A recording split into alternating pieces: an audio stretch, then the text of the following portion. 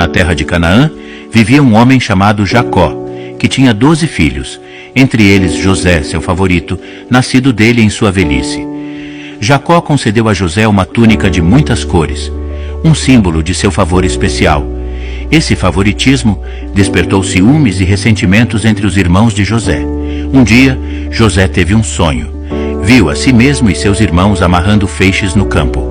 De repente, a bainha de José ficou em pé, enquanto os feixes de seus irmãos se curvaram diante dela.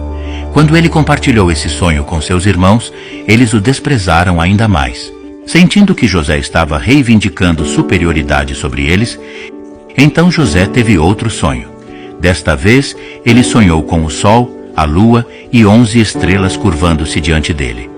Ele contou esse sonho a seu pai e irmãos, agravando ainda mais seu ciúme, motivado pela inveja. Os irmãos de José conspiraram contra ele um dia, quando José foi verificar seus irmãos que cuidavam dos rebanhos de seu pai. Eles o agarraram e jogaram em uma cova. Inicialmente pretendiam matá-lo, mas em vez disso, o venderam para uma caravana de passagem. Traidores ismaelitas que estavam indo para o Egito.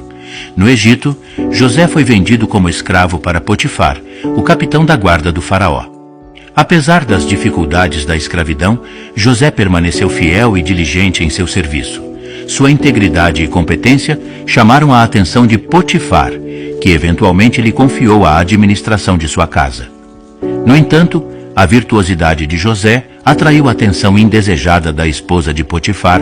Tentada pelo charme e retidão de José, tentou seduzi-lo, mas José foi leal ao seu mestre e a Deus e recusou seus avanços. Enfurecida por sua rejeição, a esposa de Potifar acusou falsamente José de agredi-la. Consequentemente, José foi injustamente jogado na prisão. Mas mesmo na prisão, José encontrou favor aos olhos do diretor da prisão. Ele interpretou sonhos para outros presos, incluindo o copeiro do faraó e o padeiro, que também foram presos. José interpretou com precisão seus sonhos ao contar a restauração do copeiro à sua posição e a execução do padeiro. José pediu ao copeiro que se lembrasse dele e de sua situação difícil. Quando ele retornou ao serviço do faraó, 2 anos se passaram, e o próprio faraó teve sonhos perturbadores. 7 vacas saudáveis comidas por 7 doentes e 7 grãos saudáveis devorados por 7 murchos. Lembrando da habilidade de José, o copeiro finalmente o mencionou ao faraó. José foi levado perante o faraó e, com a sabedoria de Deus, ele interpretou os sonhos como uma predição de 7 anos de abundância seguidos de 7 anos de fome. Impressionado pela visão de José, o faraó o nomeou governador de todo o Egito, perdendo apenas para o faraó.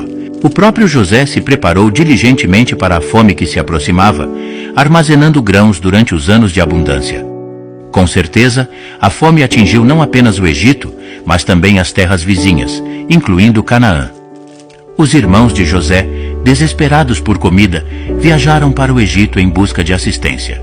Sem o conhecimento deles, eles vieram diante de seu próprio irmão, a quem eles traíram e venderam como escravos anos atrás. Antes de José se revelar aos seus irmãos, ele manteve sua identidade oculta e testou o caráter deles, eventualmente revelando-se a eles. Perdoando-os por seu passado e exortando-os a trazer seu pai e toda a família para o Egito, onde seriam sustentados durante a fome, assim, a jornada de José da Cova ao palácio atingiu seu ápice quando ele se reconciliou com sua família e desempenhou um papel fundamental na salvação de seu povo durante um tempo de crise. Através de suas provações e triunfos, José exemplificou a fé inabalável, o perdão e a providência de Deus.